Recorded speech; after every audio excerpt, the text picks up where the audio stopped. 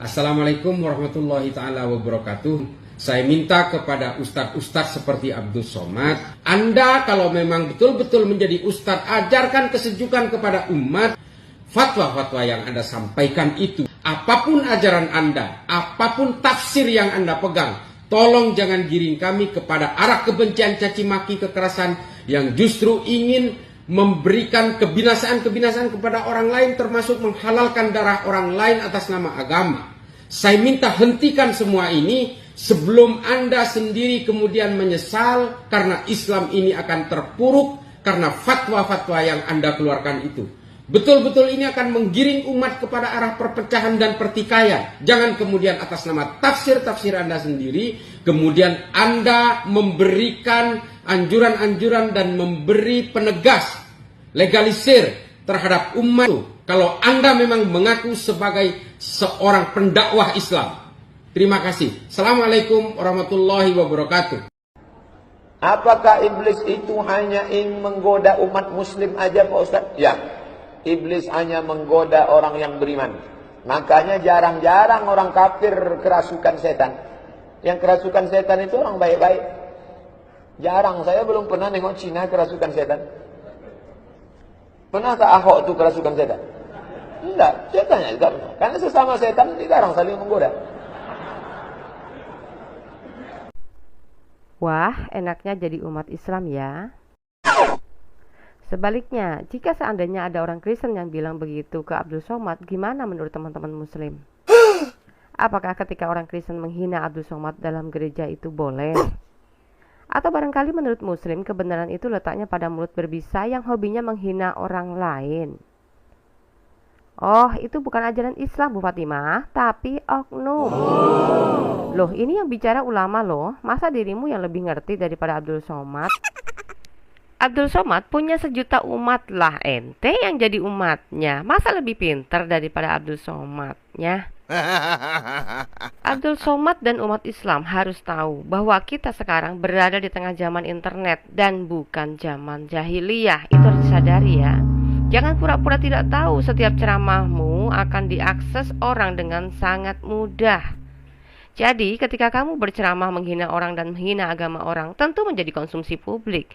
Nah, jika sudah menjadi konsumsi publik, maka akan melukai hati orang yang tidak sepaham dengan kamu.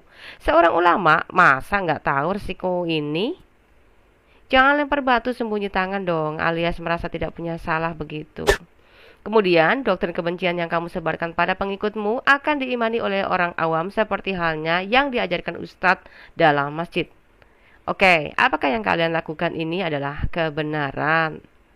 Jika sadar ini kesalahan, kenapa Abdul Somad masih terus dibela? Tapi sebaliknya, kalau yang bicara itu umat Kristen, walaupun yang disampaikan sesuai dengan data dari kitab suci sendiri, apakah kalian bisa terima? Buktinya yang Kristen mudah diciduk, sedang kalian itu bebas bicara. Dan apakah jika kalian berhasil membungkam mulut orang Kristen, ini dianggap kemenangan dari Allah kalian? Saya bertanya ya, Tuhan itu maha adil. Jika Anda sendiri justru berlaku curang, apakah ini diridhoi oleh Allah kalian? Ada hukum Musa yang menjelaskan bahwa kita harus kasih kepada sesama manusia sama halnya kita mengasihi diri sendiri. Tidak peduli agama, ras, atau sukumu apa, tapi sama rata karena terlebih dahulu Tuhan yang sudah mencontohkan kasih kepada manusia. Terus dirimu merasa bahwa ajaranmu paling benar. Apa nggak salah ini isi kepalanya? Apakah iblis itu hanya ingin menggoda umat muslim aja Pak Ustaz? Ya, iblis hanya menggoda orang yang beriman. Makanya jarang-jarang orang kafir kerasukan setan. Yang kerasukan setan itu orang baik-baik. Jarang, saya belum pernah nengok Cina kerasukan setan. Pernah tak Ahok itu kerasukan setan? Enggak, setannya juga pernah. Karena sesama setan dilarang saling menggoda.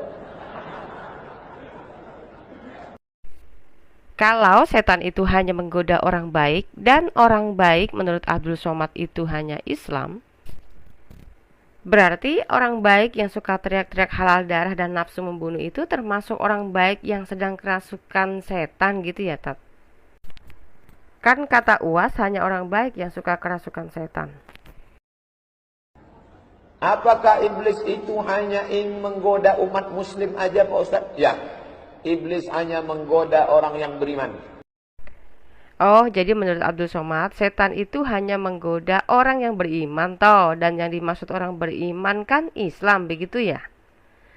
1. Allah mengutus setan-setan itu kepada orang kafir. Dalam Quran Surat Maryam ayat 38, tidakkah kamu lihat bahwasanya kami telah mengirim setan-setan itu kepada orang-orang kafir untuk mengusung mereka berbuat maksiat dengan sungguh-sungguh. Ternyata Allah dalam Quran justru mengutus setan untuk menyesatkan orang-orang kafir. Jadi yang benar kata Abdul Somad atau kata Quran? Makanya jarang-jarang orang kafir kerasukan setan. Yang kerasukan setan itu orang baik-baik. Jarang, saya belum pernah nengok Cina kerasukan setan. Pernahkah Ahok itu kerasukan setan? Enggak, setannya juga. Karena sesama setan dilarang saling menggoda. Oke, kalau begitu Abdul Somad sering kerasukan setan dong. Kan Abdul Somad orang baik, iya tak? Coba dari Manata komen dong. Serius, setuju juga nih dengar ceramah UAS menghina etnismu. Selanjutnya, mari kita lihat data Al-Quran. Apa sebab orang Cina atau Ahok dan orang yang kalian sebut kafir itu tidak bisa dirasuki iblis? Iblis tidak berkuasa atas hamba-hamba Allah. Dalam Quran Surat Al-Hijr ayat 42. Sesungguhnya hamba-hambaku tidak ada kekuasaan bagimu terhadap mereka kecuali orang-orang yang mengikut kamu, yaitu orang-orang yang sesat. Nah, jika melihat dalam tafsirnya, menjelaskan dengan terang benderang bahwa iblis tidak bisa mempengaruhi atau berkuasa atas hamba-hambanya. Jadi, mana yang benar? Iblis berkuasa atas orang Islam atau orang baik, atau iblis berkuasa terhadap orang kafir atau disebutnya etnis Cina? Nah, sekarang orang-orang berakal sehat akan mempertanyakan kualitas Abdul Somad. Apa sih dasar ceramah Abdul Somad kepada sejuta umatnya? A. Dasarnya kebencian terhadap etnis tertentu. B. Dasarnya sesuai dalil Al-Quran. Baik, anggaplah apa yang disampaikan Abdul Somad adalah kebenaran. Apakah benar bahwa Rasul SAW sendiri juga bisa terkena sihir karena tergolong orang baik dan beriman? Dalam hadis riwayat Bukhari 5323, dia berkata bahwa Rasulullah SAW pernah disihir hingga seakan-akan beliau telah mendatangi para istrinya, padahal beliau tidak mendatanginya. Sufyan mengatakan bahwa keadaan seperti itu termasuk sihir yang paling berat. Kemudian beliau bersabda, "Wahai Aisyah, apakah kamu mengetahui bahwa Allah telah memberikan fatwa dengan apa yang telah aku fatwakan? Dua orang laki-laki telah datang kepadaku, lalu salah seorang dari keduanya duduk." Dalam hadis Sahih Muslim 1436, kedua dari Al-Latha ibnu Mutsana berkata telah menceritakan kepadaku Abdul Ala, ia adalah Abu Hammam, telah menceritakan kepada kami Dawud dari Amru bin Sa'id dari Sa'id bin Jubair dan dari Ibnu Abbas bahwasanya suatu ketika di Imam pernah datang ke Mekah. Dia berasal dari Azri Sanu'ah dan pandai merukiyah atau mengobati dengan bacaan-bacaan tertentu. Seorang yang gila atau terkena gangguan jin, kemudian pada suatu hari ia mendengar orang-orang bodoh penduduk Mekah mengatakan bahwa Muhammad itu gila. Maka Liman berkata, "Sekiranya aku dapat melihat laki-laki ini, mudah-mudahan Allah menyembuhkannya melalui tanganku." Maka Dimat pun menemui beliau dan berkata, "Wahai Muhammad, saya biasa meruqyah penyakit ini dan Allah akan menyembuhkan melalui tanganku. Siapa saja yang dikehendakinya, maukah kamu?" Maka Rasulullah SAW membaca, "Innal hamda lillahi nahmaduhu wa nastainuhu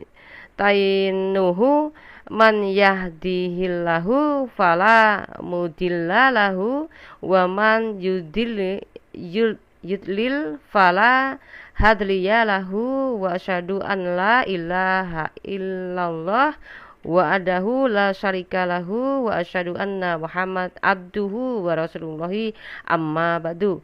Diimat berkata, "Ulangilah lagi kata-katamu tadi." Maka Rasulullah SAW pun mengulanginya sampai hingga 3 kali. Selanjutnya dalam hadis riwayat Bukhari 3028 dari Aisyah radhiyallahu anhu berkata, Nabi SAW telah disihir hingga terbayang oleh beliau seolah-olah berbuat sesuatu padahal tidak. Baik, jadi kalau menurut Abdul Somad, iblis hanya akan merasuk kepada umat Islam termasuk pada nabinya sendiri. Lain halnya dalam kekristenan. Alkitab menjelaskan iblis adalah musuh utama manusia tanpa terkecuali apapun itu agamanya, karena iblis sangat tidak suka hal yang baik. Dan iblis juga akan berusaha memberanguskan kebaikan dengan fitnah-fitnah keji. Contohnya ya, ketika ada orang Kristen memberi bantuan kepada sesama manusianya, maka iblis berusaha mempengaruhi manusia lain untuk mengatakan, awas, hati-hati, karena kebaikan Kristen akan berujung kristenisasi. Nah, sekarang jika pengaruh iblis itu berhasil dihasutkan pada manusia, maka setiap hati orang-orang yang sudah terkontaminasi dengan pengaruh iblis akan ditularkan pada anak-anak dan keluarga mereka sendiri untuk menghindari orang Kristen. Kemudian, apabila orang Kristen tidak suka memberi, nanti akan jadi bahan omongan. Katanya ajaran kasih, tapi pelit ya, nggak suka berbagi. Apalagi kalau ada gereja ketika memberi bantuan yang memakai label gerejanya, bisa disobek-sobek tuh karena berpikir akan mempengaruhi orang untuk masuk agamanya. Nah, ini sama halnya apa yang tercatat dalam Quran Surat Al-Baqarah ayat 120 bagian A ya. Dan orang-orang Yahudi dan Nasrani tidak akan rela kepadamu sebelum engkau mengikuti agama mereka. Maka sebabnya doktrin ayat ini masih mempengaruhi saudara-saudara kita umat Islam sampai hari ini. Walaupun tidak semua Islam mau mengikuti doktrin itu, tetapi masalahnya itu adalah wahyu Allah yang tidak mungkin hanya berlaku di zamannya Rasul saja kan? Al-Quran adalah wahyu Allah itu yang diimani umat Islam sebagai kitab suci paling sempurna. Itu sebabnya tanpa memerlukan pendukung kitab apapun untuk menjelaskannya, melainkan Al-Quran sendiri yang akan bisa memberikan penjelasannya. Dalam Quran Surat Al-Zukhruf ayat 3, kami menjadikan Al-Quran dalam bahasa Arab agar kamu mengerti sesungguhnya kami menjadikannya, yaitu kitab yang nyata itu, sebagai Al-Quran, yaitu bacaan dalam bahasa Arab agar kamu mengerti pesan-pesannya dengan menggunakan akalmu. Tuh kan? Nah, kalau Al-Quran saja sudah berkalimat jelas dengan bahasa Arab, untuk apa diterjemahkan? Jadi pertanyaannya, mana yang Islam imani? Al-Quran bahasa Arab saja tanpa terjemahan agar mudah dimengerti, atau lebih mudah mengerti dengan terjemahan bahasa kita sendiri? Nah, berikut adalah bacaan Al-Quran yang murni tanpa terjemahan. Teman-teman muslim, silahkan kalian coba tebak ini di surat berapa dan ayat berapa, kemudian usahakan di rumah masing-masing tanpa menyontek. Apakah kalian benar-benar bisa mengerti tanpa bantuan si penerjemah? Semoga berhasil ya.